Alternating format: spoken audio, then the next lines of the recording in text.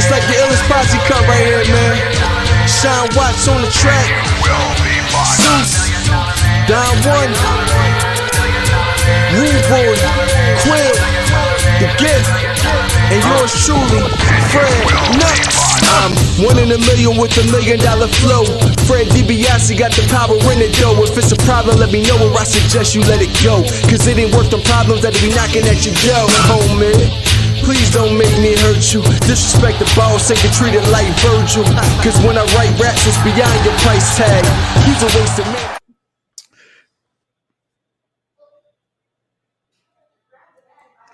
Hey yo, it's your boy Mike Knox, y'all. Welcome to the Unpopular Review Show Around the Blocks with Mike Knox and the Z is Silent podcast. I am your host, Mike Knox, and as always, my bad. My right hand man, the Z is silent, and below me, my kicks are my fix. Oh man, I don't know. We'll talk about him in a second. The executive consultant and more, but as always, people, you know who I am. You know where to find me. I spell name with 3 X's. Why? Because unlike you, I can enjoy WrestleMania season. So I'm hardcore. I don't let the business get to me. I don't let you fans get to me. It's WrestleMania time, baby! Hey, yo, Z, what's going on with you this week, my guy? You know what? I'm in a great mood. It's your boy You birth should week. You should be. It's your boy birth week. Happy birthday. Sometime in this week, my parents decided they needed to go to the hospital because my ignorant ass was bound to come out. I thought you was born in the bathtub. That's the safest way. I'm not going to entertain that. I'm not going to entertain that. But it is your boy, the Z is Silent, a.k.a. Mr. I'm always right, you're always wrong, and I don't give a damn what you say about it. A.k.a. the district attorney for the state of pro wrestling. A.k.a. Mr. Big Champ in the chat. A.k.a. yo mama's favorite daddy. A.k.a. Oh, God. the apprentice of Thanos. I got my Thanos chain on today. I'm feeling real savage yet petty. Oh, God. Well, they call me Petty Murphy, and everything he just said, I used to once upon a time said that. I don't have the energy no more. I'm old. And then we got my man, Nephew Corey from the Wrestling Marks of Excellence, which is a storyline in itself for today on this program, okay, as their brilliant conversation of what if. You know, Marvel has a what if. We all thought about doing what if, but you know what they did? They did a what if. And this week's episode was what if Hall Nash never left the WWE. But you know him as my kicks is my fix. Belt Emperor. I'm a belt king. Just want to get you know that. and his sneaker game can rival Kanye West. I say I shop so much I should speak Italian, but not really. I'm lying. He actually can do that. So what's going on, Nephew Corey? The Wizard. What's going on, guys? It's great to be here as always.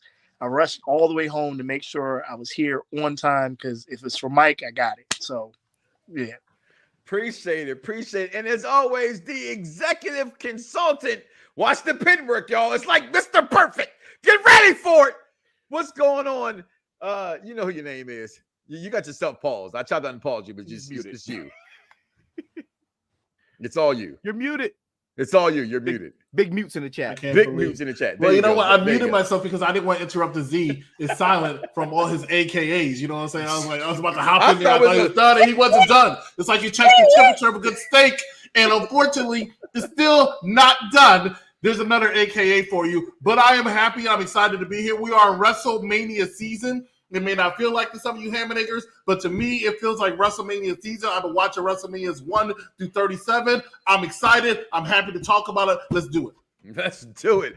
Listen, they had me Saturday at work. You know, I get the luxury of working from home. Boy, I had to put on WrestleMania 28.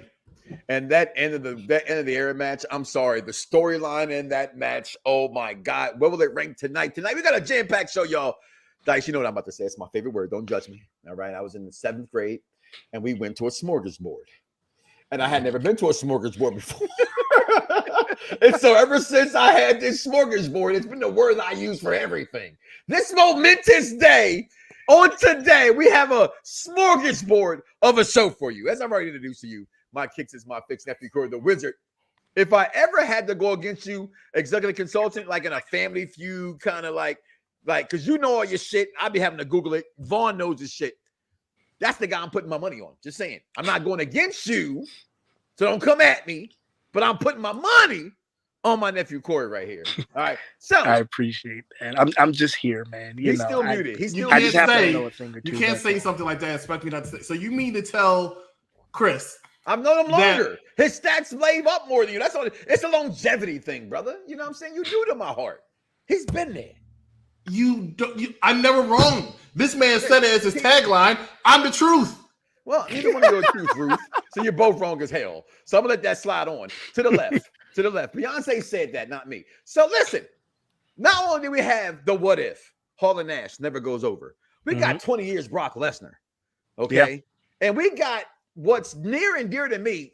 Chris sparked it, the executive consultant, but I took it a little level up, and that's biggest WrestleMania matches, not your favorite, not the best wrestling matches, the biggest matches in WrestleMania history. Is it WrestleMania 30 where, you know, Brock Lesnar beats the Streak? Is it Hogan Andre?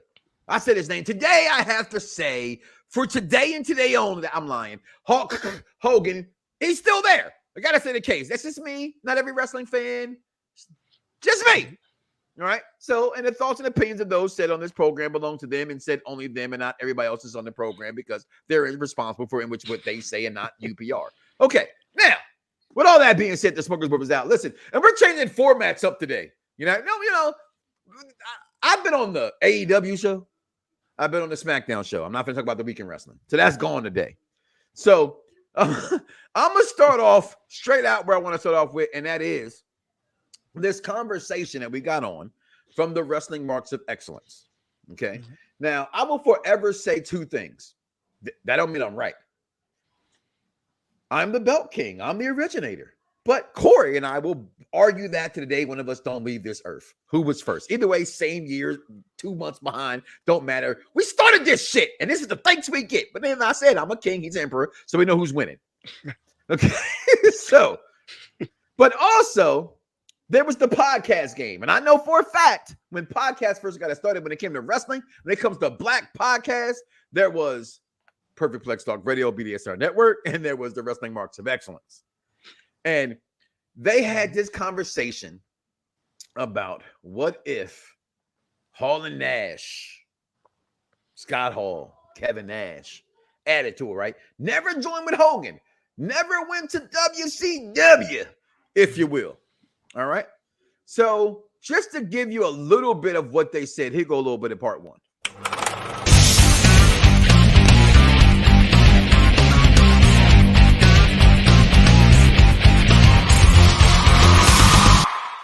I really think it's equal because of the impact of that each had. Razor Ramon is the character that people know that were in and out of wrestling, that your parents know, or because in the early 90s, but everybody with the wrestling revolution knows Scott Hall, but you know both characters. You really know both characters. That's why I always thought it was a true testament to his career of how good he was, because you equally knew each character was equally impactful for their own reasons.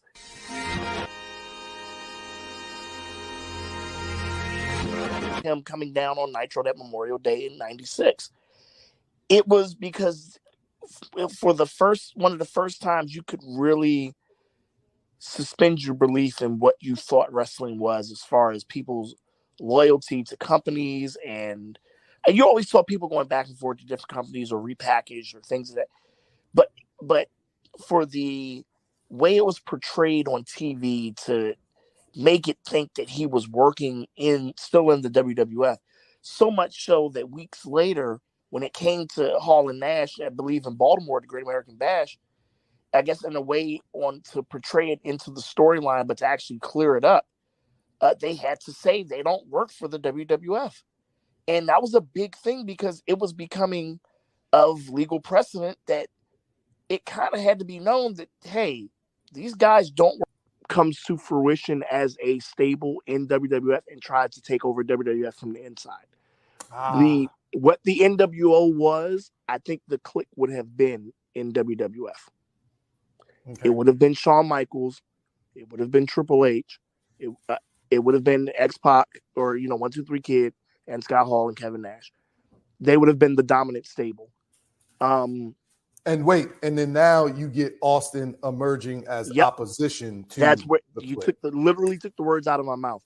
Gotcha. Austin was going to be the anti-hero against that, because what the Clique would have been, for everybody imagining what it would have been like with the Generation X and the NWO together, it would have been that. It would have been the Clique. And I let that marinate, because I'm seriously, I'm going to build this. I think, matter of fact, there's a consultant I know say it like steak. It still ain't done yet, which was his AKA. He's talking about Dice Man over here. Okay, so I'm going to let that marinate. And I want to start because it is WrestleMania week. We're 2 weeks away from the granddaddy of them all, and we will talk about what if Scott Hall and Kevin Nash don't go. I'm going to build that. Okay. Oh, they're up. Somebody put them in the chat. There they go. The ones are up. Oh, who? If you're not going to Mania, put your ones up if you're going to Mania. Okay. Thank you. Shit. Dice, you put the Kevin up. I tried to get them to join the program because they didn't know what we was doing. That's all. You messed it all up. All right. But enough of hearing from me. I'm going to start with you, Dice. I'm going to go here, right? Because it is WrestleMania season. Because where we're starting at. Biggest WrestleMania matches of all time. Right? And I'm doing it differently than what other shows do, what we've done here historically on the program. That's, I go your 5, you go my 5. And then the 5, it's back and forth. So I'm just going to get your 5 out the way. We're not going to talk about it. Your 5. Then I'm going to go executive consultant's 5, Corey's 5, then my 5. Then we'll talk about them. Okay. Chat, comment below. Let me know. Well, no, I want you to give me your 5, 4, 3, 2, 1. Like, come on. Listen, I know I'm from the 90s. You know what I'm saying? Boys and Men is definitely how I had at least one of my first babies. Okay. So 5, 4, 3, 2, 1. Let it happen. Let it flow. Like, you know what I mean? Throw some you know what I'm saying? Some number 5 for me. Number 5, Stone Cold versus The Rock, WrestleMania 17. Okay. Arguably number 5, one of my favorite matches of all time. Okay. I just number love 4, the story between them two. Not to mention that video package with Limp Bizkit. See, WWE. It's always the video package. That's the greatest. It's the greatest, man. That's it's the one. greatest video He's package. Number four, I'm gonna go with Heaven versus Hell. Number 3, I'm going with Brett versus Shawn, WrestleMania 12. Okay, Brett. You say, I'm sorry. What was that? Brett versus. Okay. I like where you go. What there's that 3? That's number 3. 2, number 2, I'm gonna go with Rock versus Hogan. And number 1 for me is Rock versus Cena. Oh, okay. So that's number 1 for you. The first one. Like that. Well, that's number 1 for you. Okay, it's number because we're we'll talk about it. We'll just you told me write your 5 down because I ain't gonna forget about it too. The information you told me is how they build them as biggest. Well, yeah, I said the biggest match in WrestleMania history. But these aren't my personal like. No, this ain't your personal. No, this ain't your personal. This is. I'm going off of time and money on enforce. You know what I'm saying? Like, this, yo, Doc, we got a forever drug. Okay, this is your 5 biggest. Don't matter what your favoritism's out the window. This is what you know as being an intelligent wrestling fan. I like your 5. Executive consultant, your top 5. And like I said, right now, you know what? It's you. Give me your honorable mentions in your top 5. No, what were you going to say? Okay, no, just I want your top 5 mentions. Well, you know, because he knows me. Because of him, I have them. So I'm not gonna judge him. When we're talking about wrestling, right? Dice. That's on you. Here's a fun fact: after WrestleMania 30, Vince McMahon and WWE does not acknowledge WrestleMania having numbers. Okay, if you ever listen to him on commentary, they don't say WrestleMania 31, 32, 33, so forth. Why? Because Vince McMahon thought it was too old, so he doesn't want to have the numbers. Although he's old as like F. Even though he is old as F. However, when you think about it, and I said this earlier when somebody was talking about their Mount Rushmore, it is difficult in this day and age for wrestling or any sport to have 4 people at their top when you have so many people that you can mention in anything. It's arguable, but it's difficult. And the same thing can be said now when it comes to WrestleMania, biggest matches of all time. So yeah, I'm going to have some honorable mentions, right? I'm putting this order. Told you. Tomorrow, you can ask me my top 5. I swear to God, it could change. That's how big something like this is. I say this all the time when we do this. That's my disclaimer right here. This is going to be a little controversial to some people. My honorable mention that I'm going to mention is not my top 5 is Rock versus Hogan, WrestleMania 18 in Toronto, Canada. Why? Icon versus icon. This is truly what it is. Past versus present at that time. The reason how come I'm giving it an honorable mention and not my top 5, because even though the crowd was hot, it was a banger of a match because of the crowd.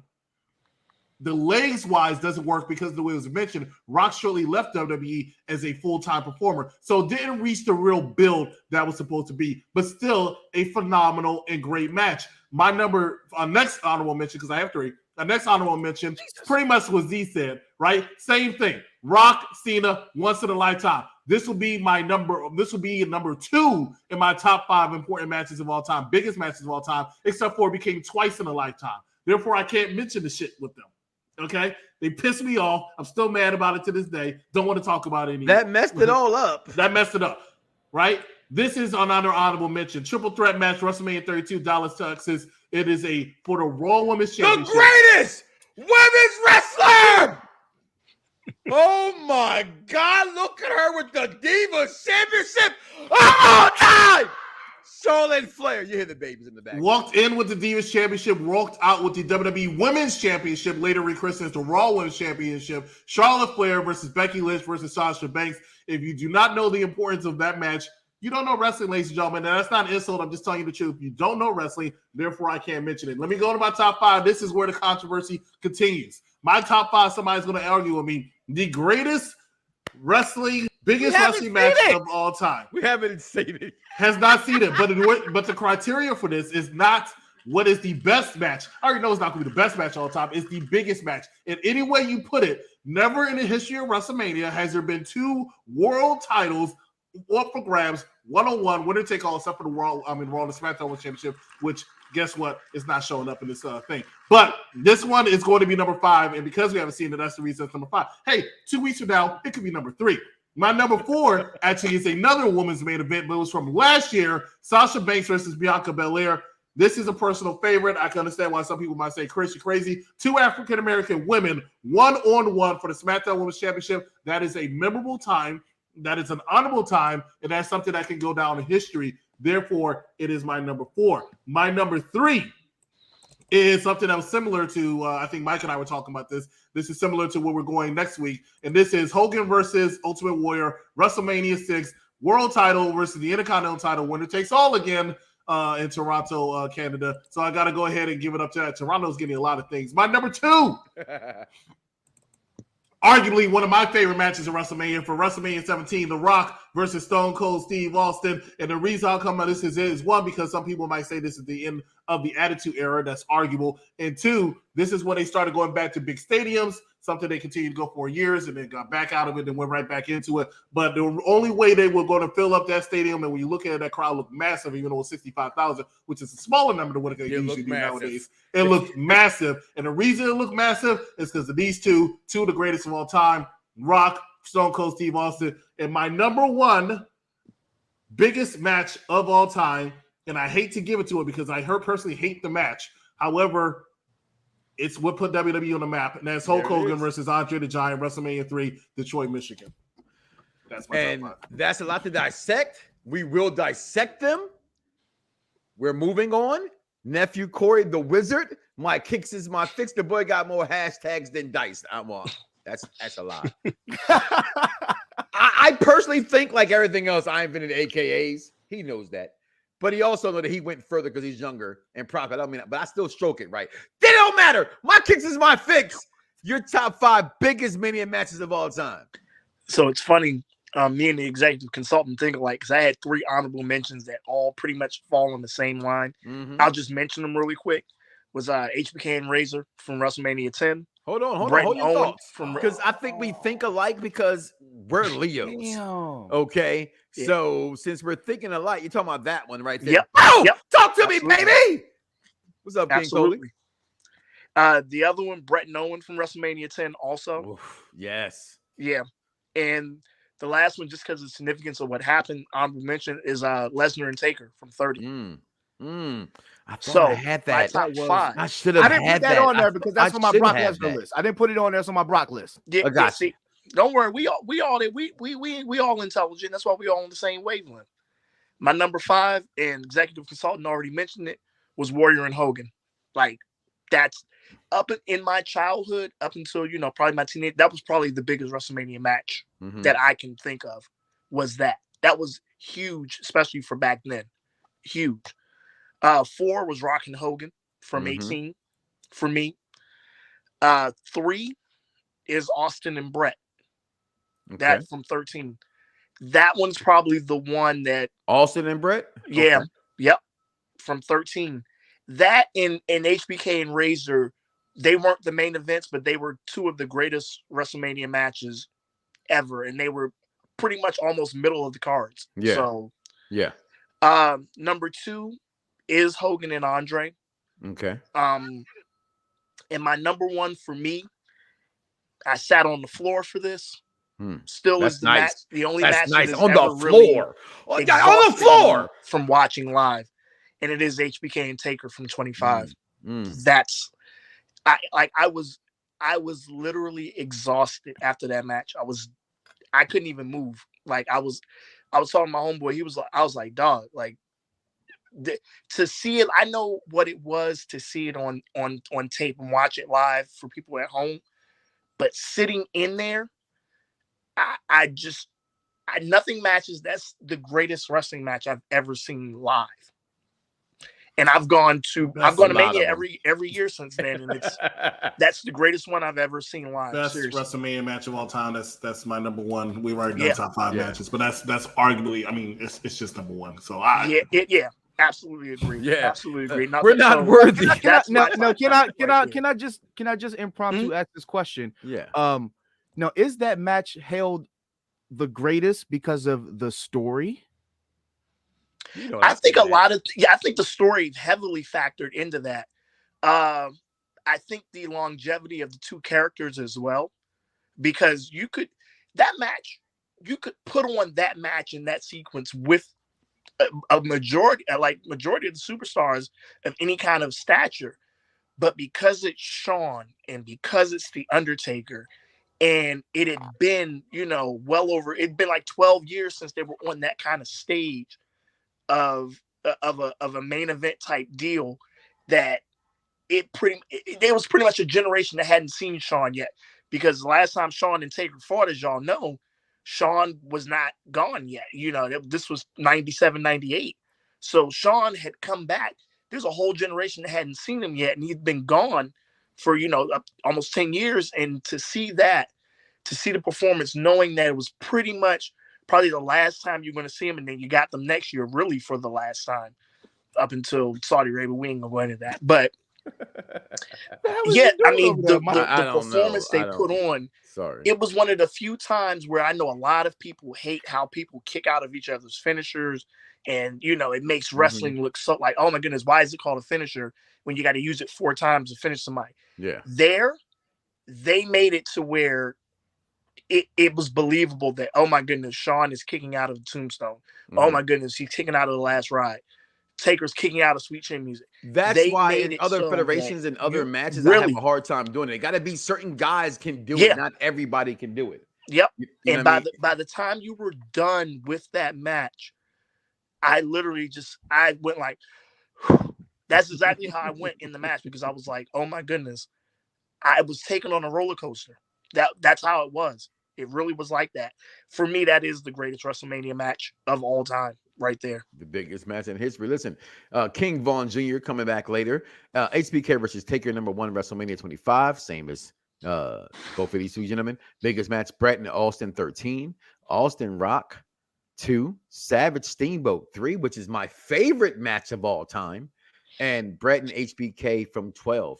I like that. And we got Derek Mitchell timing in WrestleMania 3.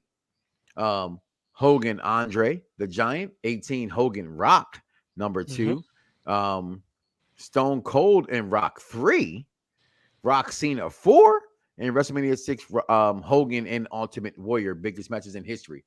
And listen, this is why I didn't want to do the you go, I go, you go, I go. Mm-hmm. Right? See how fast he made the round clock to me? Honorable mentions.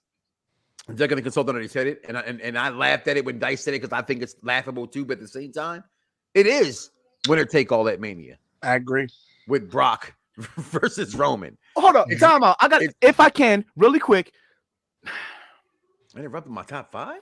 I had to. I'm sorry. It makes my balls. See how it feels. This is what happens to me every Tuesday and Thursday. UPRE, Mike. Every Tuesday. I'm quiet the whole time. Did it get to me? And everybody got something shit to say. Listen, if let's think about how great Angle versus Lesnar could have been. Okay, let's also think. Hold on, time out. Let's also think about how great Lesnar versus Goldberg could have been, and the crowd shit on it. Who's to say the crowd won't shit on this match? We don't know yet. I know what I do for a fact. I know for a fact because Roman Reigns, they're gonna put up ones. It doesn't matter. They're gonna stand there when we come out. And in all the years I cheer for Roman, and they laugh at me, want to fight me, they're going to stand there and applause, putting up ones. What are they going to do? Y'all just out here free nutting over this match that ain't been had yet. You are aware that Roman Reigns does not do that much in his matches, right? He goes out there, he does a basic moves, and then he just hypes up the crowd the entire time. I witnessed it firsthand for him and John Cena. And by the way, we do a top 5 SummerSlam, biggest SummerSlam match of all time. Roman Reigns and John Cena is in the top 5, right? And I was there. And I look back at that match like, wow, that match was really uninteresting. But we were so freaking into it because every time he did a move, he looked right at us and he was talking so much shit and the fans ate it all up. You can go out there, I bring up all Elite Whackness all the time, and you can do 18 flips as Adam Cole Bebe, and you're not going to get the same reaction as you are when Roman Reigns goes out there and just as Mike says, you do it every single Monday because I'm right here with you, Z, and you're holding up the ones. You see how we stop people? Boom. That's all you got to do. That's all it is. It's like a yes stand. Exactly. It's like a yes stand. It's better than a yes chant. Well, yeah. I'm sorry. This is just disrespectful, Vaughn. That's just disrespectful. You should be wrestling. All right, listen. Now, my other honorable mention, and let me just say this. Here's my caveat to today's show. I've always said this. Whatever fan base you think I belong on the intelligent fan base of I understand the business, and I'm there for the business. With that being said, my other honorable mention, the Mega Powers explode with the Macho Man Randy Savage and I had that on my list. Hogan. I did. Okay, I'm sorry. Like how big this match was, I lived this. If you didn't live this, you can't talk this. I lived this. And this was next to some things we're going to talk about later in this time frame was the biggest match because you lust after Elizabeth, Hogan. And then from that moment on, from that day, not every, that's not fair. But he lost a big portion of his fan base of trusting him that thought he was trying to bang off Elizabeth on the side. And he lost some fans, and I was one of them. Also, one of my other honorable mentions, because for me, I think this is when the fan base turned. This is when the fan base said, we want somebody. Now, they heard us back in the day when it came to Mick Foley, but there was not social media. But WrestleMania 30, arguably to me, the greatest stage of all time. Y'all see the 3 X's. Y'all know how I spell my name. So literally, every time I can play WWE 2K, this is like my favorite entrance of all time. Has a 3 X in the background. I absolutely love it. But Daniel Bryan winning these titles and the way in which he won those titles, biggest moments in WrestleMania history. Along with, which I'll talk about later, with Brock's and his 20 years of Brock Lesnar, is WrestleMania 30 as well as him beating the streak. Okay, but my top 5, it goes like this. Can I mention that you when you mentioned that would not happen without this? That's all I'm saying. Okay, listen, that's true. All I'm gonna mention, you already said it to me. This is my 3rd favorite WrestleMania match of all time. Like, this is the match. Without this match, there is no Stone Cold Steve Austin, in my opinion. Yes, Austin 316 may have made him famous, but this match was just, I'm gonna shut up. Okay, WrestleMania 13, that match right there. All right, and again, another honorable mention. You know what? Here it is. I'm just going to give it to you. Top 5. Here it is. At number 5, Bret and Shawn. If you know me, you know to me the number 1 is Bret Hart.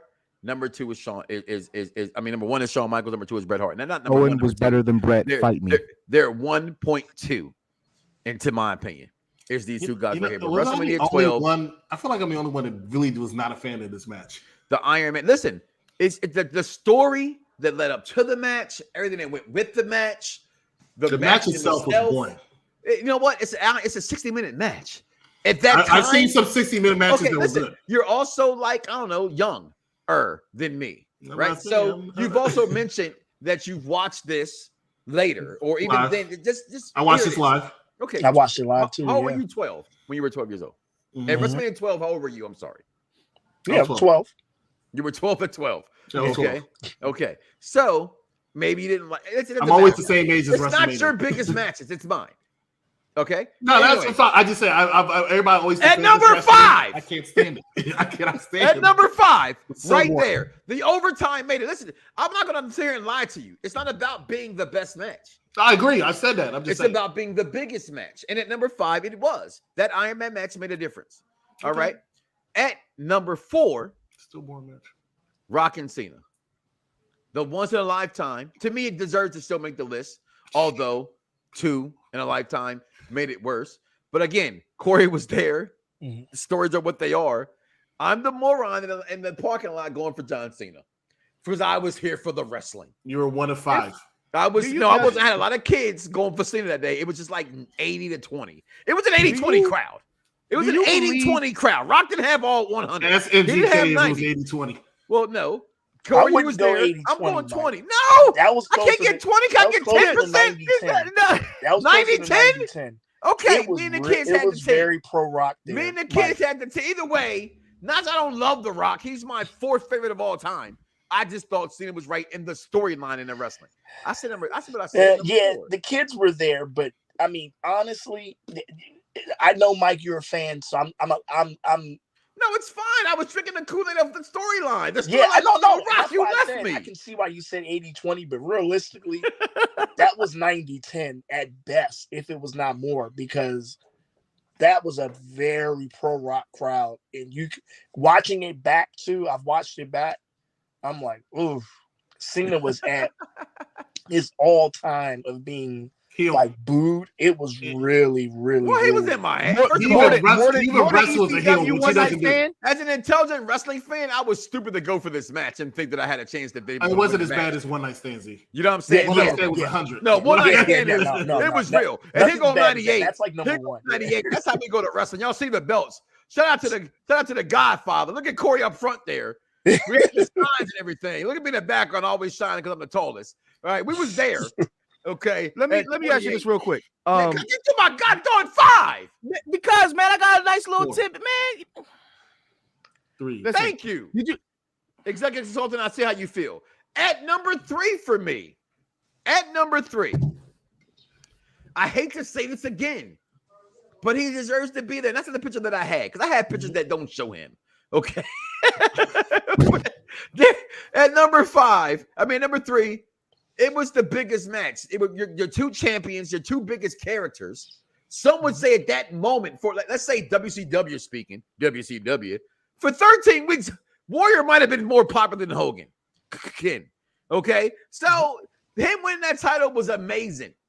At number 2 to me, oh, y'all see him later SmackDown on his candy ass. There he is, The Rock and Hogan again. It shames me that Hulk Hogan. It's wrestling, people, that we wouldn't be here without this guy. Okay, it's the fact there would be no WrestleMania without him. My other the honorable mentions. I did have WrestleMania 1 with him again, and Piper and Mr. T. Yeah, that's a big one. Okay, but number 1, we talked about it. It was a horrible match, but it made WrestleMania what it is today. Andre the Giant, historically around the world, was just known. He was. How can you be that big and not be known? We're not talking. You got to understand that social media didn't exist back then. So Jordan, Jackson, Tyson, Dre, Hogan, they all were just different superstars back then. Today they wouldn't be that way, but they were then. Those are my 5 biggest matches of all time. We've had a couple of the same in there and honorable mentions as well in there. We're gonna hold that conversation. and we're going to take a commercial break, and we'll be right back, y'all. Keep your comments coming. We're going to share them after the break as well, but we'll be right back with this conversation. And don't forget, we the ones. We the ones. Taker's a respected voice, but then he becomes the only voice because they left. Yeah. So you're saying if they stay, he doesn't rise to that stature. Correct. But I don't see him retiring. Like, I mean, we still got to. He may not retire. I mean, I'm just saying he retires earlier than whenever he did. Which I guess would be 2 years ago, I guess. The gimmick definitely has to change, and you may not get the streak as long as you did. I think the streaks. Well, you know what? I will say that to that point, Glenn and Champ. Let me know what you think about this. I don't now if Diesel and Hall, if they're not leaving. Does Taker beat Diesel at WrestleMania 12? Right. No. Probably not. No, he doesn't. I don't see it. If he's staying, no. Yeah, because that's one of the, it's so funny because I think at that point, if we really don't know, but I think at that point, Vince kind of knows. Wait a minute. When was Taker's contract up? And you know what?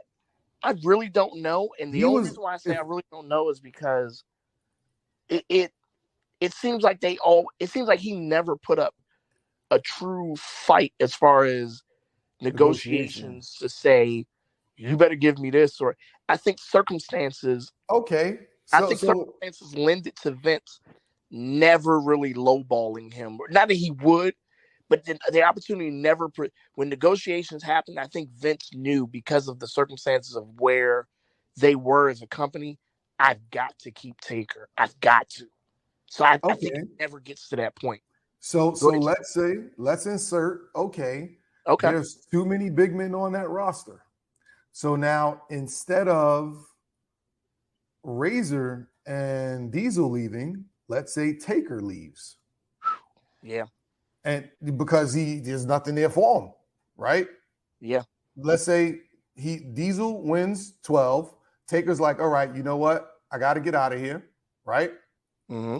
He goes and he shows up over there with Luger.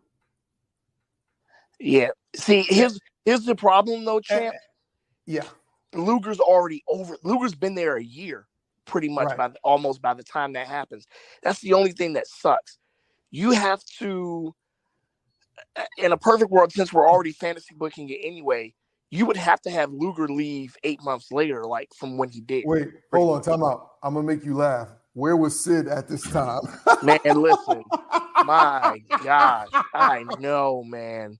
But seriously, where was he? Sid, you know what? You know what's funny? I think he was just nowhere because he was playing baseball. Because the real timeline of that, Sid came back in the summer of '96. So yo, it's crime time. EST. Soul Man, Rocky Johnson. It's the Honky Tonk Man. NWO. Can you smell what The Rock is cooking? UPR and Around the Bloxxx give to you This Week in Wrestling History with King Von.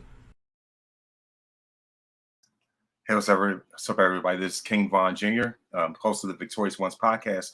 You can follow me on Twitter at 301 King Von Jr. and on Instagram at Mr. King Von Jr. And so, of course, this week in wrestling history, on March 20th, 1994, WrestleMania 10 took place in Madison Square Garden. That night, Bret the Hitman Hart defeated Yokozuna to win his second WWF championship that night, and also Shawn Michaels versus Razor Ramon for the Intercontinental Championship in the very first ever ladder match at WrestleMania. And also on March 23rd, 1997, Bret the Hitman Hart defeated Stone Cold Steve Austin at WrestleMania 13 in a submission match. And also March 24th, 1991, WrestleMania 7 took place where Ultimate Warrior defeated Macho Man Randy Savage. And so of course, in the WWF Championship. HH, let's just call him, defeated Sergeant Slaughter for the WWF title. And also, also as far as our birthday shout-outs, I want to, of course, first and foremost, I want to give a shout-out to my mom, Wanda Resper, greatest mom in the world. That was on March 20th, yesterday. And also on March 20th, the franchise, WCW icon Sting turned 63. Spike Lee turned 65. On March 21st today, happy birthday to ESPN analyst and LA Sparks power forward Chiney Ogumike, who turns 30. Also on March 22nd, Stephanie Mills turns 65. William Shatner turns 91. Music legend George Benson turns 79. Sportscasting legend Bob Costas turns 70. On March 23rd, music legend Shaka Khan turns 69. The late great Moses Malone, Hall of Famer, would have turned 67. On March 24th, The Undertaker turns 57. Peyton Manning turns 46. Lana turns 37. On March 25th, the Queen of Soul, Aretha Franklin, would have turned 80. Elton John turns 75. On March 26th, Steven Tyler from Aerosmith turns 74. Teddy Pendergrass would have turned 72. And Marcus Allen turns 62. So thank you very much. And those are your weekend wrestling history facts, as well as the birthday shout outs. And of course, you can find out more about these on the Victorious Ones podcast. And once again, thank you very much. Mike, back to you. And Twitter was ablaze about this. They loved, if I could just get a photo of this, they loved Nikita for many reasons. I like her. I feel like she has a lot of presence about her. I feel like that's definitely her strong suit. Can you put that photo up, because I can tell you what most people like about her. Yeah, she has a lot of presence about her because she's not wearing. No. But look, all I'm saying is I need to see more.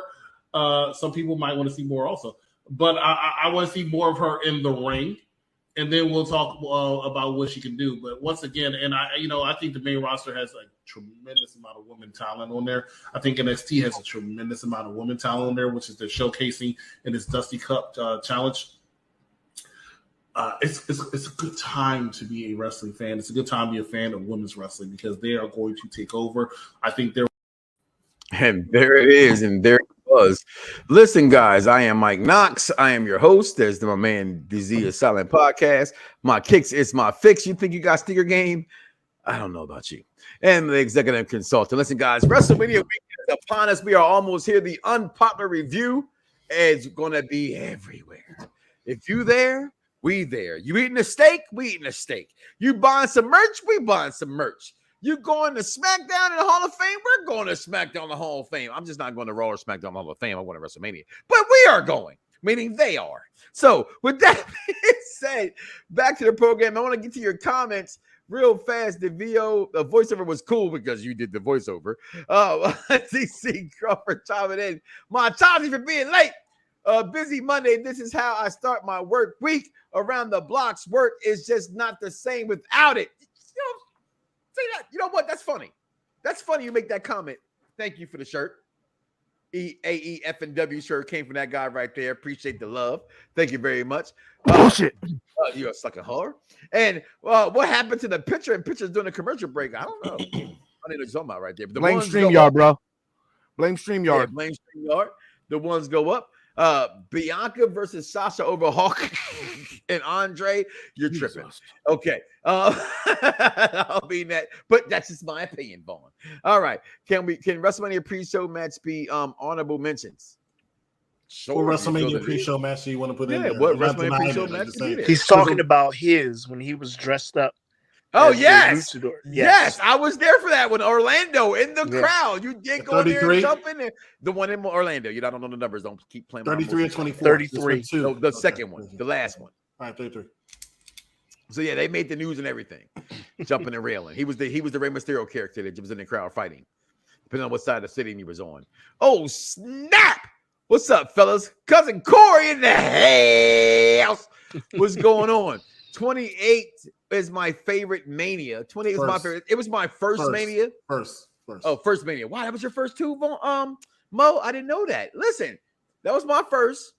And I'm sorry, I watched that match again this past weekend, and end of an era match was just just like I didn't see Hell in Heaven and Hell. I didn't get to see those live. So I can't even imagine. And I'm being honest when I say this, because I was in 28 and if you wasn't there, you don't know what I went through. So if those were better than that, then oh my God, because End of an Era was Taker Triple H parentheses. Taker Triple H 1 parentheses 2 was actually really good. That's my 27. 27. That's my first WrestleMania, and of everything in WrestleMania, I remember at 27 is that damn match, because that match had me like, oh my God. Yeah, absolutely. I gotta make fun of them. Hey Dice, what was your first WrestleMania? I've never been to WrestleMania. Why you're an asshole, Mike? You knew the answer to that. I have to agree with that. That was he used this one walk off. He used this one walk off, and I did that early on purpose. But he did it also. You can see it right there. Make sure you go to facebook.com gaming. The Z is silent. All right. I can't see the rest because it's shares in the goddamn way. So you're trying to give a cheap pop, but it's not. We can't say it. I'm getting another walk off because that was bullshit. Can I only do 3 honorable mentions? Rock and Dragon. Listen. Until a few years ago, and Corey will tell you this, and Dice will tell you this, that's my favorite match of all time. The pace of WrestleMania 3, Steamboat and Savage, has never been matched, in my opinion, only other than, help me out, you two smart ones down the bottom who know your stats. Insurrection, Hardy versus RVD. I never thought Jeff Hardy could wrestle until that match. Invasion, there it is. I knew it was Invasion. July. I put it correctly. Yeah, I knew it was Invasion. July but that was the first time I thought that Jeff Hardy could wrestle.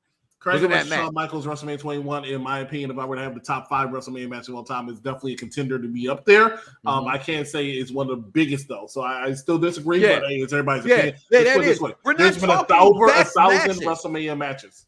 Yeah, tell them, executive consultant. We're not talking best matches though. We're talking like I didn't put Hogan and Andre number 1 because the match was a scientific, amazing. It was what put them on the map. You know what I mean? We're talking about biggest matches. Go ahead, Corey. Mike, it's funny how, not that we all forgot it, but it's just think of how big those matches are that none of us mentioned Savage and Warrior from 7. Which was also a very good match. No, that was a horrible match. Savage Warrior? But in theory. I thought wrestling-wise it was bad. I thought it was, but story-wise. Story-wise, absolutely. He's up. That's why he's mentioning it. That, and honestly, it wasn't compared to those other matches. Yes, it's bad, but it wasn't as bad as people. A lot of other people have made it out to be. It's watchable. It's definitely watchable. It was the best match of the night. Yeah. Oh yeah. For that night. Oh yeah, absolutely, and it's not even close. Not close. Yeah. So Seven was that located match where? Really good. You two smart guys. You said what? 7 was located where? Oh, good. 8 is Indianapolis. 7 is 7 is LA. Yeah, because they had to move it. They had to move it because they were getting. So threats. 5 was Atlantic City, right? AKA they. Sorry, 5 was Atlantic City, right? 4 and 5 were Atlantic City. Right. 5 was when I lied to all my friends in school and told them I went to WrestleMania because technically, if you're in the tri-state area, there was a little thing called Lucky Limo that would take people like a gamble to the casinos every weekend. My grandmother was a casino player every weekend. This happened a weekend. I happened to go to Atlantic City with her and my mom. WrestleMania was there. And so I had a program that I brought home because they were selling programs everywhere for WrestleMania. So to everybody, technically, my first WrestleMania was WrestleMania 5 because I wasn't in the bit. What the hell? Executive consultant, what are you doing? I didn't do anything. He left and it fixed the thing, but I was reading a comment. Okay. That just was weirdo. He got kicked somehow. He'll be back. He'll be back in a second. Yeah. So here we go with this one. Brock versus Roman will add to the lineage of all-time great performances, going 1-on-1 like Hogan versus Andre, Hogan versus Seth. God damn, all these Hogans versus Warrior versus Stone Cold. You said Brock versus Stone Cold, and so forth. Now, I did say this, and I meant it. Like, I hate to say it, but Hogan is there when it comes to the biggest matches in WrestleMania. Is there anybody that's going to headline more WrestleManias than Hulk Hogan? Hogan made a headline, 8 or 9? The first 9 of them, yeah. Well, yes, because even the tournament, the tournament, see, with 4, I still consider it the guy's on the box. I mean, He's on the cover of it, and they got and Hulk and Andre got a bye in that from the first round. I definitely think he's a headliner for WrestleMania 4. Plus, so remember, the first 9 are his. Arguable, in my opinion, but the first 9 are his. Yeah, absolutely. I agree with you. And the only person that looks like they might come close is probably maybe Triple H, maybe Roman Reigns, but I don't think Roman Reigns is going to break it. No, I really don't. I think he'll retire before then. I think he'll retire before then. You know, I think he'll retire before then as well. Undertaker's WrestleMania streak will never be redone. No, never. Yeah, no. Listen, so we had our biggest matches. There you go. Now, I want to get in this because I'm saving the best for last to me, which is the what if. So I want to give honorable mention to today's show and the next big thing, Brock Lesnar spending 20 years in wrestling. And this is the last 10 years. On and off. Right? It doesn't matter. I don't care about that part-time shit. I don't want to hear that. Because every time he 2004 to 2012. Every time he comes back, he's relevant. And every time he comes back, whether you want to see him or you don't want to see him, you have to believe he's going to win or he's going to, it's just what it is. Look at the transformation of this guy. He went from, as my wife would say, not my words, her words. Look, babe, before he had a dick on his chest. Every time she sees that tattoo, she says he had the dick on his chest. That's her words, not mine. And she's screaming from the kitchen. That's a fact. Okay. I heard. All right. So here he is, 7-time WWE champion, 3 times Universal champion, 2-time Royal Rumble winner. He ended the streak, which, as I say, storyline-wise, I wouldn't have had him do it. But for heat magnet-wise, no one in the history of this business, and I mean Rock or no one, could have taken this on like Brock Lesnar to end the streak. Money in the Bank winner. Who saw that coming? 2002 King of the Ring. And, I mean, just... 1,000 as world champion during career. Like that's 1,497. Never held a mid-card title. Never held a tag team title. Don't even think he even went for one of those titles. No, I don't know either. So wrong card. Definitely a shout out to Brock Lesnar. The man legitimizes everything. Whether you love him or hate him, every time you put him on the card, more butts are getting paid for being put in the seat, and more people have eyes. I always represent Mustafa Ali climbed the ladder to get the Money in the Bank. That place was quiet. Brock Lesnar's music hit. Everybody gets out the seat. Everybody was complaining about it, but everybody was out of their seat, and that's the reaction you want. Brock Lesnar getting bloodied up in Madison Square Garden a couple weeks ago was the highest viewed video on WWE's Instagram. Keep that in mind. That's why Brock Lesnar headlines. Executive consultant. Funny story about that Money in the Bank one. So I went to that Money in the Bank. That's not. No, where's that one at? Sitting down, we're watching our league, and I'm sitting there. Is that Philly? I'm like, oh my goodness, no, that's not Ali's Philly. About to win. It's so funny that you mentioned that. The second Brock Lesnar's music hit, this guy maybe 2 or 3 seats down from me, I could see him. He's like, "You got to be kidding me!" He was so mad at that because he knew it was over. And I told my boy, I was like, "Yo, it's over. Brock's winning it." As soon as I heard his music, like, "Yep, Brock's winning it." It was easy. It would not have worked if Mustafa won. They replaced. You were there. You have first-hand experience. I haven't met anybody who was there. On TV, it looked like the crowd was dead. And most of the time, when somebody's climbing up that ladder, whether they like him or hate him, they get some kind of reaction. It looks like they're about to get it. They were dead. When Mustafa, a lot of people were rooting for Finn in that match. That would have been a better choice. Yeah, a lot of people. But it still was Brock. But people are going to talk. Brock is going to have people talking. Brock came back at SummerSlam in 2021 in Las Vegas, Nevada. I had the pleasure of being there. I was holding the camera. I didn't expect his ass to be there. I dropped my phone because I was like, "Oh my God, it's fucking Brock Lesnar." I was expecting somebody. I was recording it. So I was there too, and I was recording. I was like, "Well, somebody's coming. Somebody's got to be coming. Like they're not going to end it like this." And Brock, you were there too. Brock Lesnar's music hit. I was like, "Oh, this is perfect." I told my boys, like, "Yo, this is going to be a Brock babyface run, and it's going to be great." And it has been. And that's immediately what I said. It has been great. It has been great. Look at what he's done. He's won the world title, like 2 times there. He was inserted in day 1, and he won it. He came back to Elimination Chamber. What doesn't Brock do? He won the Royal Rumble. He won, and now he's had a lot of WrestleMania. And nobody thought it was going to be Rock and Roman. Brock came in and said, "I'm gonna fuck this shit up." That's what I do, and that's what he's done. Dice, going with you. 20 years of the next big thing to the Beast, the big thing incarnate. And I remember watching him, and I think Brock's done everything. I'm one of them guys who I don't complain about what Brock does. This storyline was amazing to me. You know, him doing this, trying to even pull this off, and for what it's worth, if he wasn't so far around the goddamn ring, he would have pulled it off.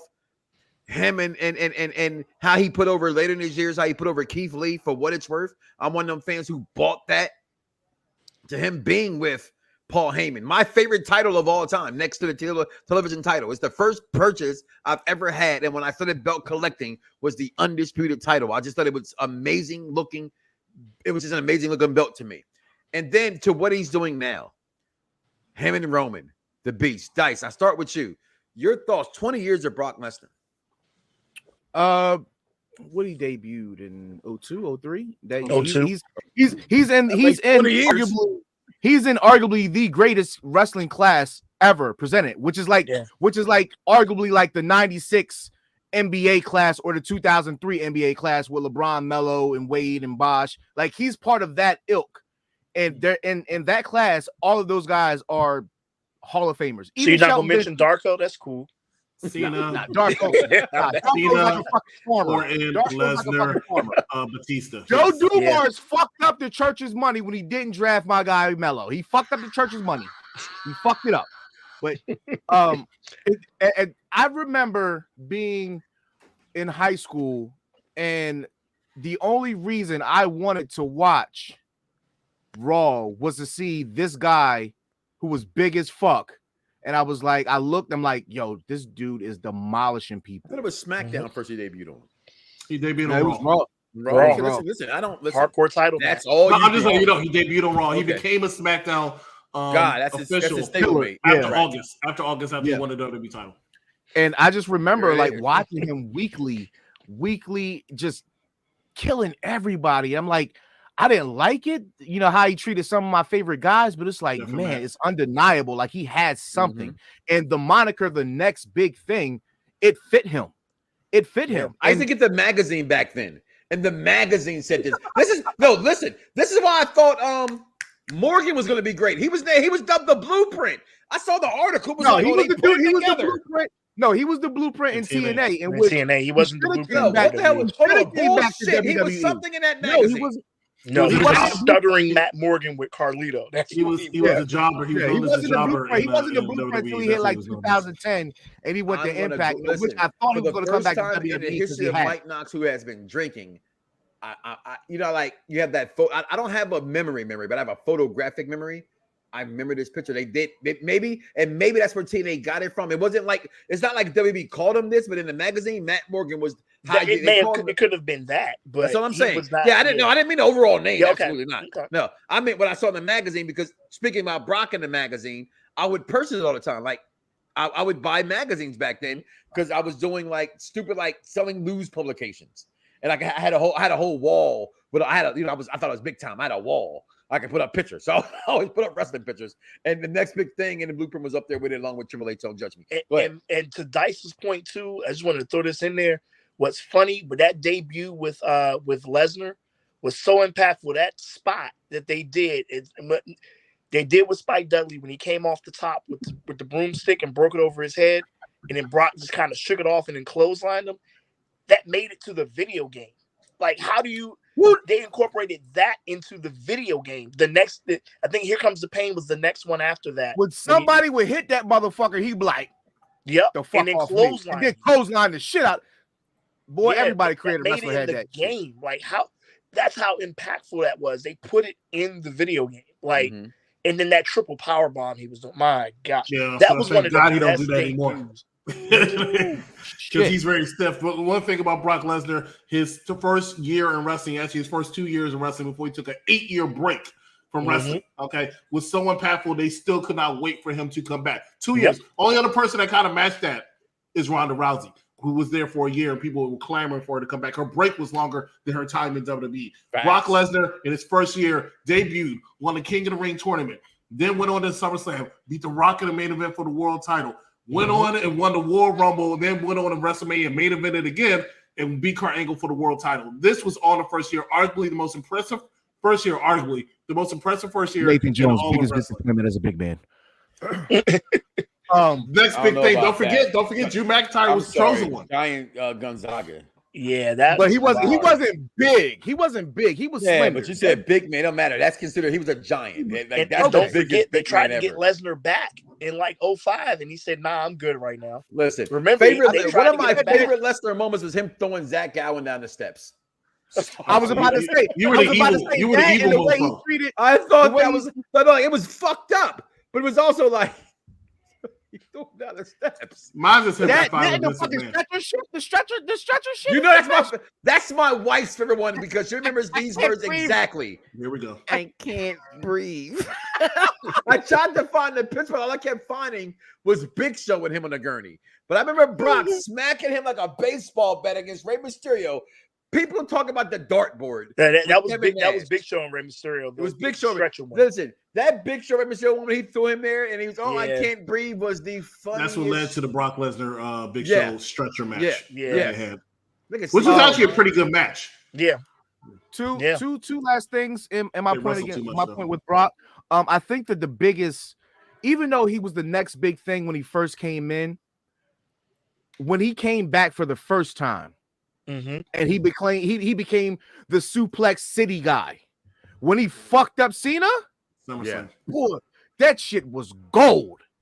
That shit was gold. And the wrestling fans tried to deny it and say he didn't have nothing but suplex. Yeah. But that joke. They did not watch that. Yeah, like what a they joke. Didn't like it at all. He fucked him up. He fucked up Triple H too. But he still hurt Bobby Lashley. He would be at WrestleMania this year if not for Brock Lesnar. But you know what? I'm actually kind of glad that Bobby Lashley's not going to be WrestleMania because who will he wrestle? Yeah, they don't have much people left. I want to see a black champion. If anything at this point, it would probably be Bobby Lashley Y'all versus saw Seth black Rollins. champions. Can I see? It would have been Lashley. And I still think they would bury Lashley on that. It could have been Lashley and Omos because I remember Raw last year. They actually had a spot where the two of them were facing off, and the fans went nuts. So that's pretty good because right now they want Omos at WrestleMania, and I have no freaking idea who they're going to have. Andre's a giant champion. Yeah, I personally avoided the spoilers, but I usually go on my spoiler embargo at this point because I know I'm going to Mania. So it's no spoilers. That's the dirt sheets, Corey. Yeah, no. There's been names floating around. I didn't look, but I know there's names floating around. Of somebody pretty big for Omos. But it has to be somebody you're bringing in because there's nobody on the current roster. All I keep hearing is this. That's Seth Rollins. That's Seth Rollins. That makes more sense for it to be Seth Rollins. But Omos, it has to be somebody. If you're going to make somebody big, they're going to lose. Let's be real. They're going to lose Omos. We got 30 minutes left. No more Omos.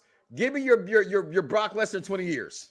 Well, last thing. I just want to say, the in which Commander Aziz and Omos got the most views on fucking YouTube. Got like 2 million views. Yes, I saw that. Yeah. Two big mofos. Yeah. Because you don't have to be, I say this every time, you don't have to be a wrestling fan. If you're scrolling through your shit, and you see 2 7-feet monsters in a ring, you're going to stop and look as opposed to, no offense, once again, Adam Cole and Adam Page. You're going to look. And that's why they got over 2 million. I'm being real. If you're not a wrestling fan, you're looking and you're thinking, oh, my children might like this, and they see Adam Cole. But you're as a man. My sons love Kane, Big Show. They love Giants. When you see that as a non-wrestling fan, you're looking just like Brock Lesnar did in 2020 Royal Rumble. Keith Lee came out. Oh, big motherfucker. That's how you're looking. And that's why I got so many views to see Omos bitch out Commander Aziz because that's what Aziz was looking like. Right, that's how you look. Aziz was looking like he got bitched out. And then Corey Graves trying to sell it. Oh, you see Commander Aziz is not fearful. I'm like, what the fuck are you looking at? This man look like he's fucking Davo Kato, Skip. We know Davo Kato. Whatever. All right. TNA's future. Hurry up, go. The Brock that we see today was opened by Boombox Brock. Oh, not Boombox. It was opened by Boombox Brock. Like, who knew that Brock Lesnar could be so fucking entertaining just by putting this shit to his fucking head and his heel work. His heel work in 2003 to 2004, he was doing shit like that all the time. Yeah, but I give you that. With the Guerrero, with the mariachi. Yes. But I give you that one, D. Yes. I give you that one. Yes. When he did this, people were like, oh, he gets to show a side that he doesn't normally get to see. You can tell right now of all 20 years, but this is my summation, Of all 20 years he's been in the business, he has never had as much fun. He's admitted it on air. He has never had as much fun as you can tell he is having right now, just going out there and being silly. I see this man when he won the title at day one in Atlanta. He went to a restaurant. He was taking pictures with fans. This man don't do that shit, right? No, he does not. Mick Foley said in his little comedy show, he said the reason why Brock Lesnar beat The Undertaker is because he doesn't give a fuck about you. And that was the truth. He don't give a fuck. He said in his Stone Cold interview, he was like, this is a job to me. I come in, I clock out. Now he's saying, oh, these people don't know how to get anybody over. You got to go out there. You got to make something of yourself. And he's doing it, which is why he's headlining. He might support me, putting it up. He's headlining WrestleMania as one of the biggest and greatest matches of all time in name. And Natty said in an interview that he sees him doing stuff that, he wasn't known to do, and that's sit down and watch matches and then give advice. Mm-hmm. There's a picture that shows him and Cena sitting in Gorilla watching The Undertaker at WrestleMania 31. We don't know. We haven't known Brock to do that. As much documents that we see in WWE do, we don't see him in the back. We'll see Cena. We'll see Seth. We'll see Roman. We'll see all the big guys, but we don't see Brock because once Brock gets done with his match, he's gone. But now, he likes somebody. Yeah. You know when he likes somebody. He respected. They say that he's one of the most personable people backstage that he's ever been. And Natty says like she gets advice from Brock on a weekly basis, and he does it with all the talent now. So this is him giving back. And I think that when it comes to veterans, when they get in this late stage of their careers, you often hear stories about them now giving back. And it's not about their win-loss record at that point. The one person I don't think that ever is giving back is fucking Goldberg. Let's be honest. What the fuck can you learn from Goldberg? He'll put you over. He'll put you over. And Lesnar wasn't almost break your fucking neck in the Undertaker. Let's not give Lesnar his flowers, which he should have his flowers anyway, on all the horror stories we heard about Brock Lesnar. He didn't like Braun Strowman, I'll tell you that. You know what I'm saying? And I always mention this. Austin not trying to, drop his title to Lesnar. To me, he's always been he regrets that. You know what I'm saying? But I'm gonna halt that rest of that conversation. Comment below, let us know. Exactly. So make sure Go ahead. One Corey. small thing I want to throw in there, just about Lesnar and his impact on the business of 20 years. I just throw this in there. Cena and Batista never make it as big if Brock stays. I agree. 100%, especially Cena, which is why when Brock came back, he went right out to Cena's ass because they knew it. I agree. He told her, like, hey, if I stay, you would have got half that rub. You would have. You wouldn't have had those titles. And Batista knew it so much. When he came back for his second run, he still didn't want another Brock.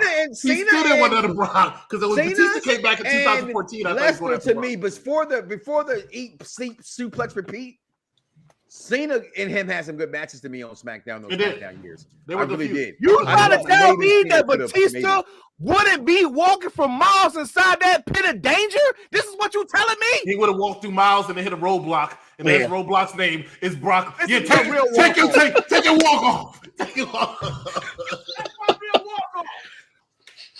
Batista would have tried to stay on Raw so much while Brock's on SmackDown. And then Brock got drafted on Raw. Batista was like, hey, Vince, I need you to draft me over to SmackDown. Yeah. Have we real quick question. Have we ever gotten a Brock versus Batista? No, because Batista ain't won none. Can we play AJ Styles song real quick? Because I'm telling you right now. We don't have AJ Styles song. It's illegal. Well, I'll tell you what, it's in Batista's hand. Because when Batista came back in 2014, that money match should have been Batista versus Brock. But because Batista just had MMA training, all this shit. But you know what? He had his MMA match. And that would have been just as big as Bobby versus Brock. He didn't want it. He had one MMA match. He said, this shit ain't for me. And he saw Brock and he said, you know what? Hey guys, he didn't want I'm to do it going anymore. on to the last subject of today, and that is the hold up. No, I'm not holding up. I got a family thing to do. And this is the motherfucking thing. Taker's a respected voice, but then he becomes the only voice because they left. Yeah, because they.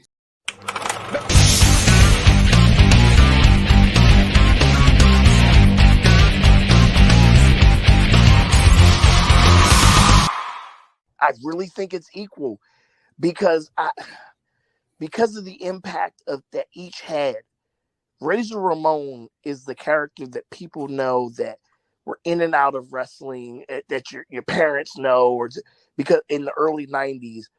But everybody with the Wrestling Revolution knows Scott Hall, but you know both characters. You really know both characters. That's why I always thought it was a true testament to his career of how good he was, because you equally knew each character was equally impactful for their own reasons. I could give you 5 other ones in that ilk. Boy, you disrespect the NWO like that? Hold on, what did he say? Even when it comes to factions, the NWO and the 4 Horsemen have been surpassed. I don't disagree. I've said that. I told you I thought that this fucking Shield was. Listen, he walks away from the thing. I'm not saying they're loved more, okay? Because they're not. They're not. If there was no Horsemen, there would be none of these other factions that have existed and had the longevity these guys have had. And I'm still taking nothing from the 4 Horsemen. They're definitely the mountain. Listen, guys, we are back. We are back around the Bloxxx wrestling show with Mike Knox and Aziz Silent. But you said that was the last segment, so I just wanted to get in my quick little tidbits that I found out earlier this week. I just wanted to touch on them a little bit because I know we're going to go into this whole what if segment, and you're going to skip over my little tidbits that I think that we should talk about. There was no Cody Rhodes. Are you mad? Are you glad? Do you want him to arrive in WrestleMania? He'll be there tonight, or if not, my WrestleMania, nobody cares. Moving on. Okay, Mr. Knox. Wait a minute. All right, I'm gonna say nobody cares. I care. I'm the biggest Cody Rhodes fan any of y'all know. So keep going. Okay, I don't think that's true, but I'm a bigger Cody Rhodes fan than you. I got a bigger Cody Rhodes fan than me. What's this here? I got a nightmare shirt. What? That's because you like rainbows. That don't mean shit. Hey, I'm the biggest Stardust fan. No, you're not.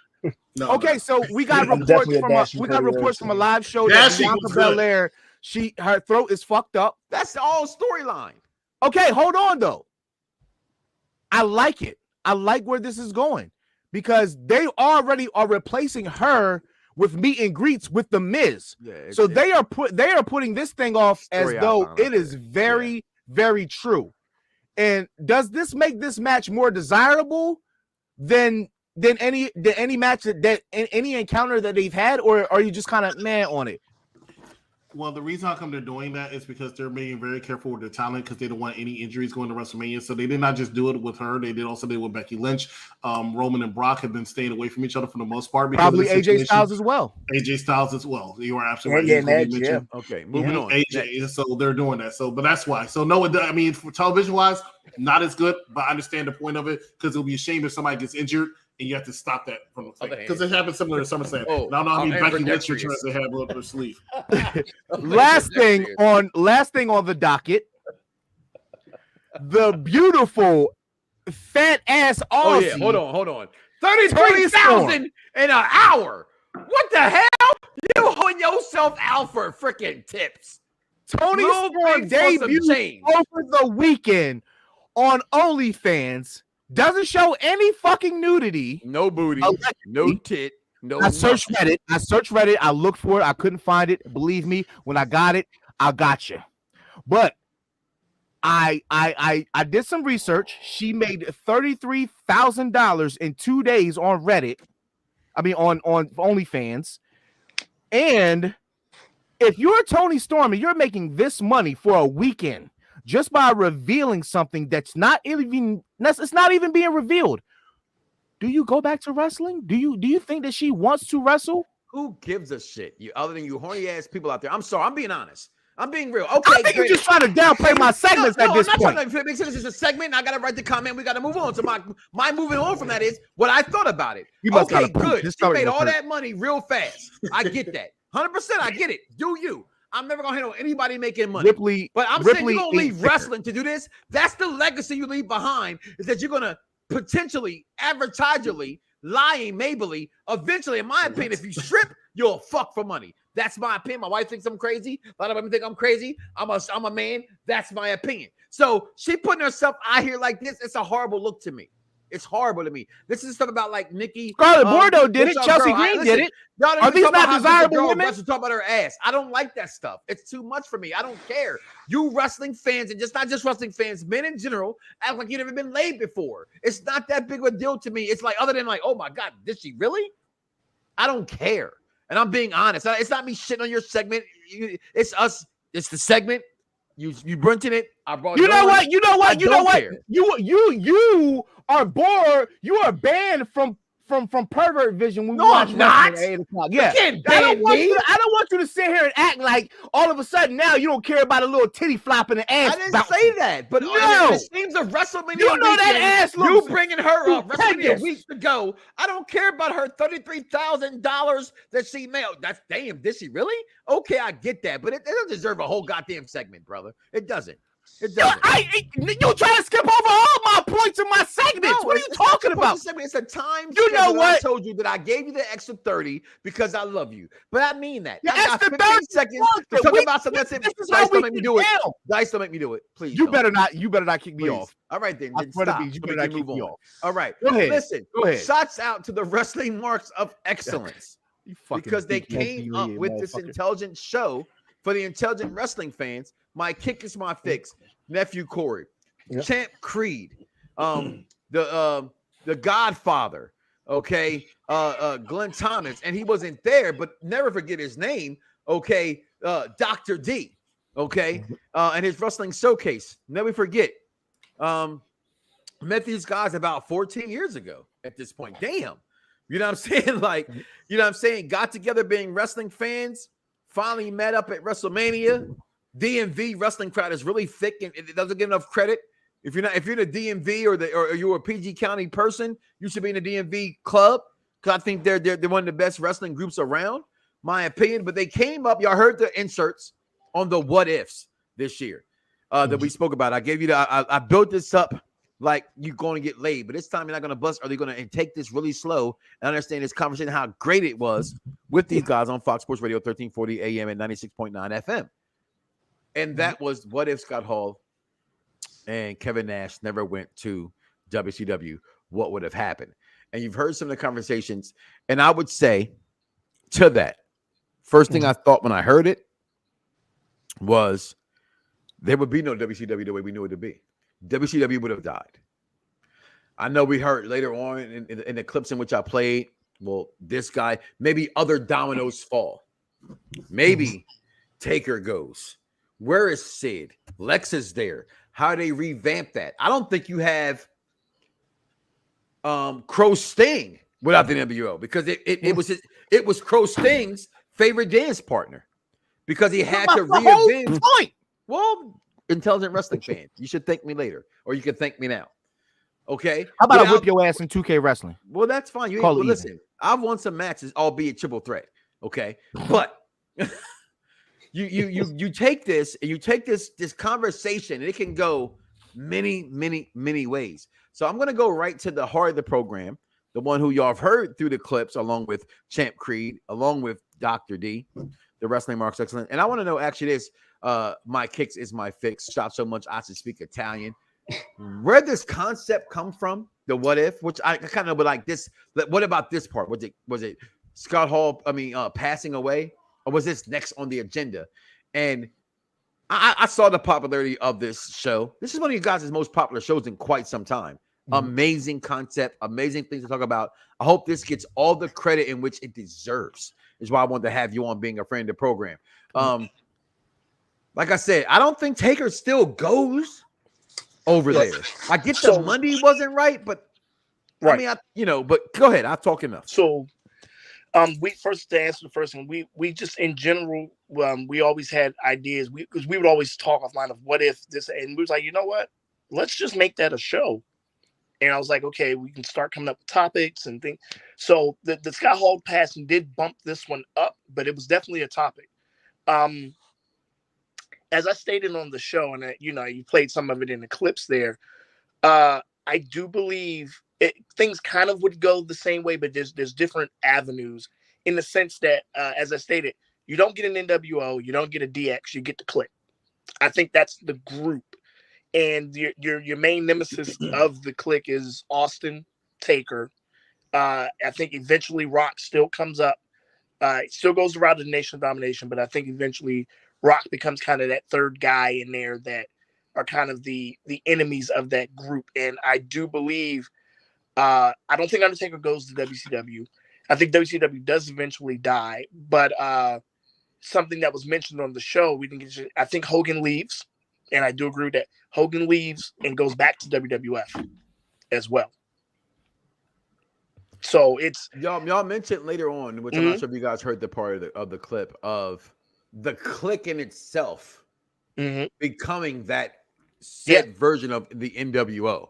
Yep. And I think personally that was the most intriguing part of the conversation. And that's why I will go to executive consultant, and I go to you after that, Dice. Executive consultant, think about that concept in itself. Hall Nash doesn't go. The clique in which we think we know of it becomes what we do know of it, and they take over professional wrestling. Can you see that happening in WWF? And would that have been the same or bigger as the NWO? I'm gonna throw one small thing in there too. Go ahead. That I had mentioned in the show as well. I do think eventually, not maybe kicked out or leaves, but I think Shawn is eventually the one that is not in the group anymore, and maybe goes against them as the guy that was on the inside and is being taken out. And I think it goes on later on as Hunter, X-Pac, Hall, and Nash. Well, he does become a Christian. Like my favorite interest is him coming out going like, I thank you, God, thank you for this moment. I love that from Shawn Michaels. When he drops to his knees and thanks the Lord, I love it. Executive consultant, go ahead. Yeah.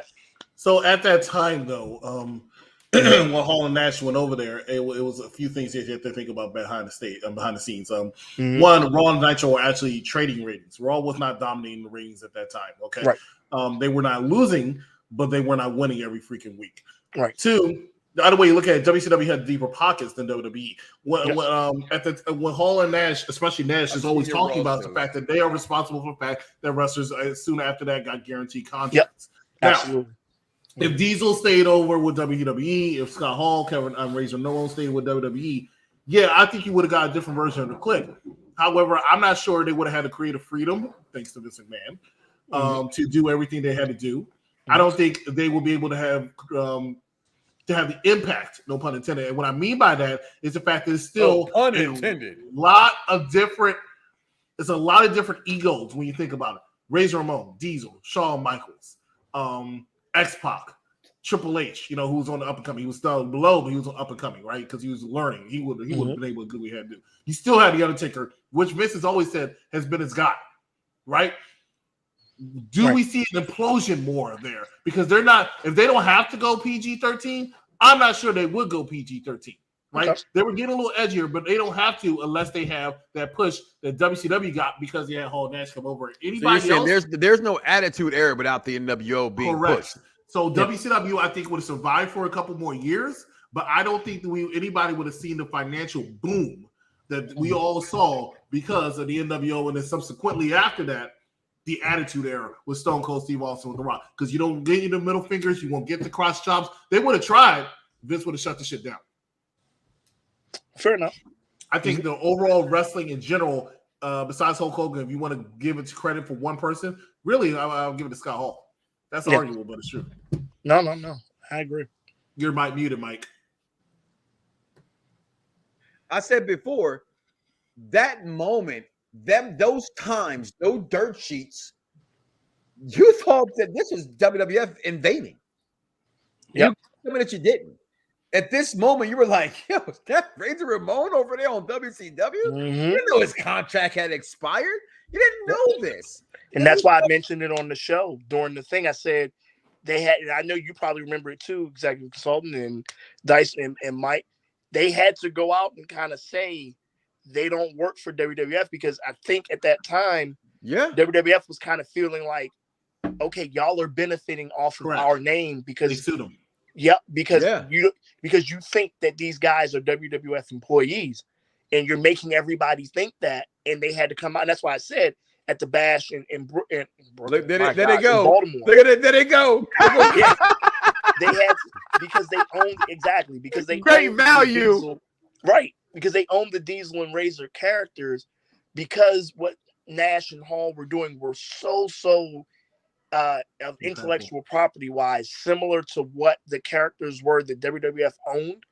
They had to go out there and I thought it was so perfect looking back on it years later. Belgian wrestling fan. That Eric Bischoff was the one out there doing the interview, because people, if you were in the know back then, you knew Eric Bischoff was the when they head threw honcho. him off the stage. Yeah, and Kevin Nash body slammed him at the pay-per-view. I was like, again, it was the greatest, like the whole entire setup.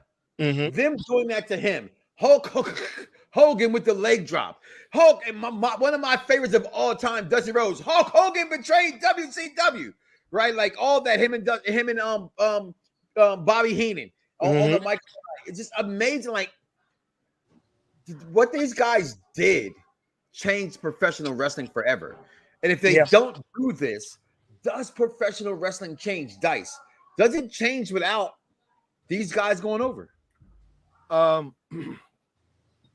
So I think that the way that all of your guys' responses have come across, like you're looking at the WWE side of things. Now, if we look at the WCW side of things, let's think about what transpired versus the NWO. Sting no longer becomes Sting that we know in the right. There's no luchadors. There's no luchadors. The Surfer Sting it died a long time ago. Hey, don't you do that? That's my favorite Sting. I know it. I know it's your favorite Sting, but at this, like, how many meet and greets do you see online, Twitter, Instagram, whatever? How many of them are putting on that face paint? They don't acknowledge Surfer Sting anymore. No. It's Crow Sting. It's Wolfpack Sting. Boo. It's Impact Sting. Like, that's the Sting that we all now know and most people love, except for the old school fans like yourself. Because Surfer Sting's my favorite too. However, is he right, he died. But he died. Look, he died. Grew his hair out. Sting he died. Start conforming to mid-90s. I just liked him better. Like I remember that stupid storyline against RoboCop. Okay, I hated Flair. So when he went against Flair, I believed. You know what I mean? Because Nikita couldn't do it. Dusty did it, but then lost. Dusty was by himself against 4 horsemen. You know what I'm saying? Sting was like him and Luger. Those two big guys. Enough was like we could take the 4 you want. The 5 of you, technically, you know what I mean, with J.J. Dillon. Go ahead, Dice is right though. He's right. I think that if we look at bullshit, I'm on this motherfucker today. Did you not see that comment? I am on fire. I get that comment every week. But no, I think that if you look at perspective of WCW, right, and it doesn't propel WCW, because if you look at Sting and what the NWO did for professional wrestling, right? Sting the first anti-hero? I believe so.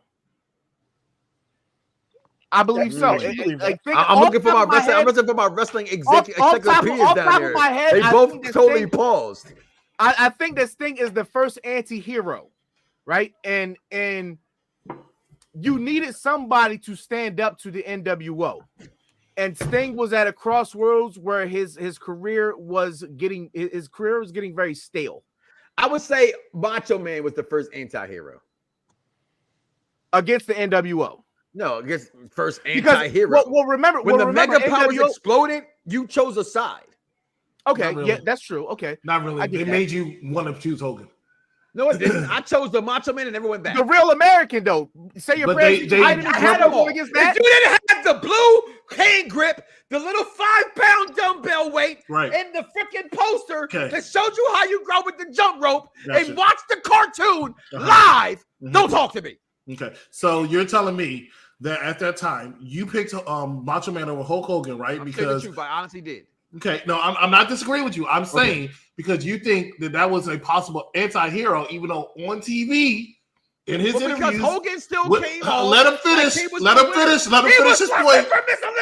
Let him finish his point as he's all talking to Elizabeth. ooh yeah, well, you know, he's putting the fingers in her face. You know, a lot of taboo shit that ain't gonna fly right now. All right, give her a that was the 80s. Stuff like that. Smack a woman back then. No one gave a shit.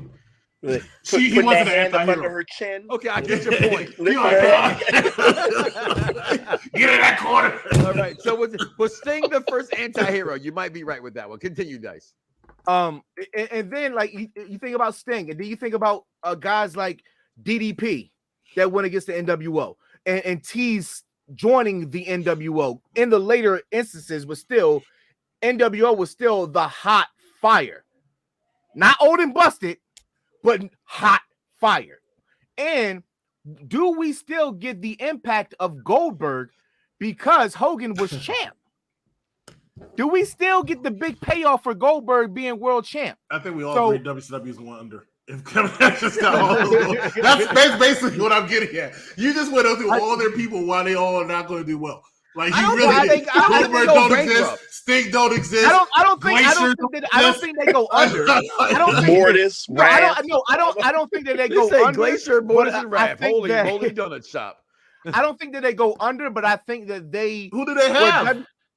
You well, upgraded everybody. Well, now look at it's easy. I saw something and it said if Tony Khan is going to continue to do Ring of Honor shows, do you think Vince McMahon would have still done WCW? No, it's easy to say that now because we've seen the outcome. Does do OnlyFans. I laughed at that too.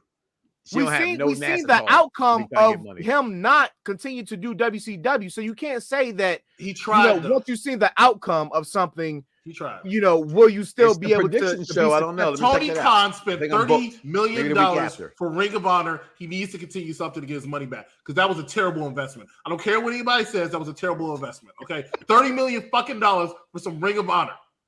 That is a bad investment. I ain't gonna lie. I'm with you though, dude. And he over here bragging on TV. Hey guys, I got a major announcement this week, different from my major announcement last week and my major announcement next week. That's why he's always Ring of fucking Honor. shit up. All of these wrestlers came from Ring of Honor. Here comes Chris Daniels, and I don't know what's going to cheer. What? But here's just They're still doing the Nikki Bella chant. The Nikki Bella chant forever lives. Yes, y'all saw her when she came out. The whole crowd did the yes chant. It's not even his no more. It's this is Daniel Bella.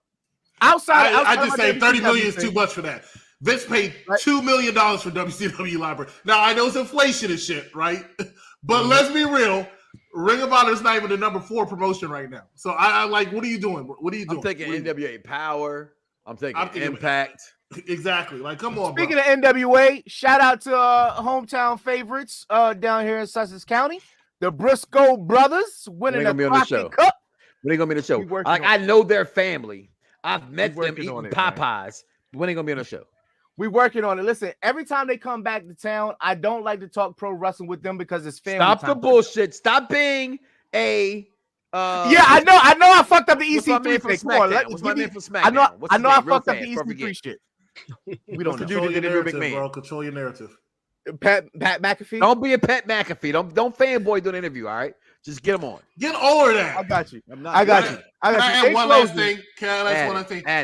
Tony Khan bought ROH because he put ROH out of business. There you go. That's a fact. Can I just say this? Can I just say this to build on what he just said? Yeah. Tony Khan is what's wrong with pro wrestling. Listen, I'm gonna leave that alone. Listen.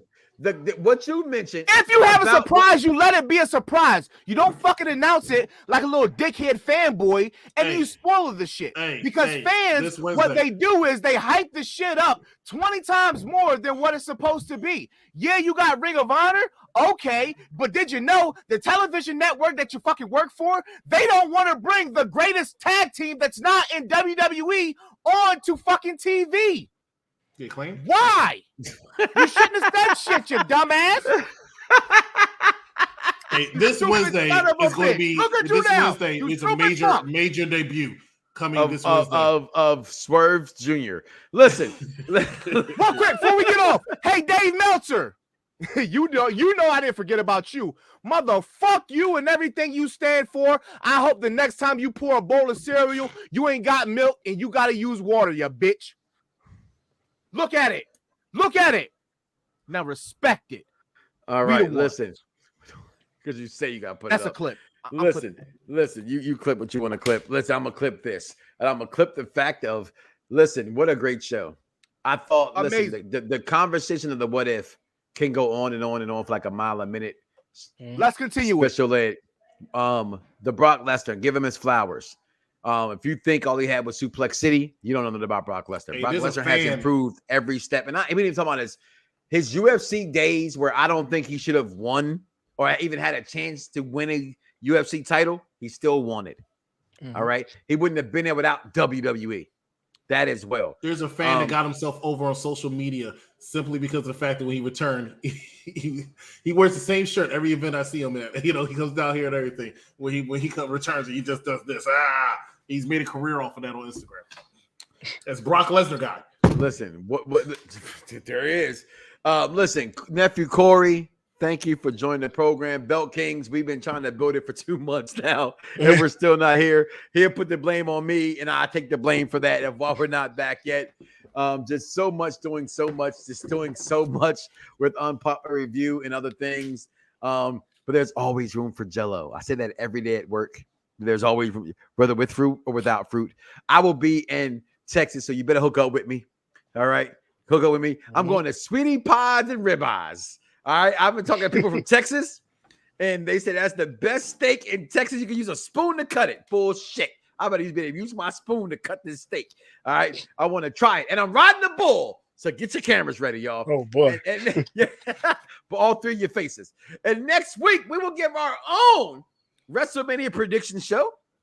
So if you guys want to come back, just say, hey, I want to come back, and I'd love to have you on the show. Dice now, if not, will be here giving you that prediction as well. The Road to WrestleMania. Check out all the shows on the Unpopular Review. Check out Unpopular Review Entertainment. And as I mentioned, entertainment, I cannot go any further without saying this much because he put this stuff up here. So I'm going to play it. So here it is. I'll be back before you know it. Can I come with you? This is Mommy's very special work trip. In 3.5 weeks, the Met will be hosting its annual ball. And we are going to rob it. Not the ball itself. On the neck of Daphne Kluger. Valued at over $100 million. It's $150 million, actually. Come with me if you want to live. You're really real. His loyalty is to a child. Who sent you? You did. 35 years from now. And his enemy. He's a Terminator like you, right? Not like me. Is the deadliest machine ever built. Terminator 2, Judgment Day. This time, he's back. Listen, the fact I better be on one of them damn people. I can miss 8. I better be on Terminator. All right? I better be on Terminator. I'm the eldest statement. I know more about this shit than you. All right? I said it. Greatest Terminator movie of all time is C2. I own it on everything. On digital. There's been like 5 or 6 Terminators, and after this one, they all suck. So I don't know if that's a valid thing that you want to. And just ride with like he says it like everybody's going to disagree with him. Oh, it's the greatest Terminator. No, I think it was Terminator Dark Fate. No, like nobody's going to agree with it. Okay, well, guess what, guys? Some people disagree with everything. So that's the world we live in. I don't like hamburgers. My burger got to have some cheese on it. Well, I'm lactose intolerant. Shit, I don't want no cheese. So they're going to disagree with everything. But nephew Corey, my kicks and my fix, I see you in Texas. Executive consultant, as always. UPR is always here. Around the blocks, the Z is silent. I'm about to bust your ass in 2K after I get some chicken in me. I'm about to put this shit on stream too. So y'all check back in. Y'all go follow my page. I'm a stream. I'm a go off on your monkey ass. Everybody afraid of your punk ass. And with that being said, guys, listen, do not wake up tomorrow morning and say to yourself, I love me some me and don't love God. That's crazy, y'all. We out of here. Fingers. Everybody's got a price. Everybody's gonna pay. But the $1 million man always gets his way. $1 million man, $1 million. Yeah. It's like the illest posse cut right here, man. Sean Watts on the track. Zeus, Don One, Rude Boy, Quill, The Gift. And yours truly, Fred Nuts. I'm 1 in a million with $1 million flow. Fred DiBiase got the power in it though. If it's a problem, let me know, or I suggest you let it go. Cause it ain't worth the problems that'll be knocking at your door, homie. Please don't make me hurt you. Disrespect the boss, ain't treated like virgin.